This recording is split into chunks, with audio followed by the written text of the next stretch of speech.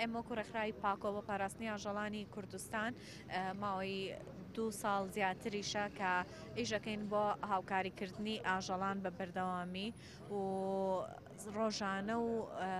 هەفتانە چەنەها ئاژەڵ هاوکاریەکەین و ئەم ڕێکخراوە لە چەنەها خۆبەخش پێک هاتووە کە هەرێکیان کارێکی جیاوازی هەیە بەڵام خۆشویستنی ئاژەڵان و ڕێزگرتنی ئاژەڵان هەمومانی کۆکردوێتەوە بۆ ئەوەی کە زیاتر هاوکاری ئاژەڵان بکەین و لە ڕێگەی ئەم کەمپینەوە هیوادارین و ئامانجی ئێمە لە بەشداریکردن لەم کەمپینەیە ئەوەیە کە ئەم پرۆژە یاسایی کە هەیە بۆ پاراستنی ئاژەڵان بگاتە شوێنی خۆی بگاتە پەرلەمان بۆ ئەوەی کە دەنگی لەسەر بدرێ و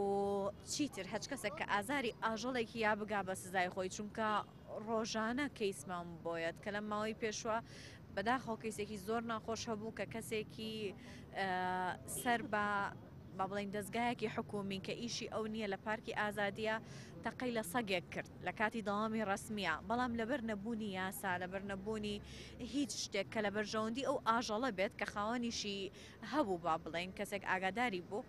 نەمانتوانی هیچ شتێکی بۆ بکەین بۆ لە برەوەی یاسانیە بۆیە ئەمەنجی ئێمە لە بەشداریکردن لەم کەمپینەیە گەیاندنی پرۆژە یاساکەیە بە جێگەی خۆی و بە زووترین کات پەسەندکردنیەتی.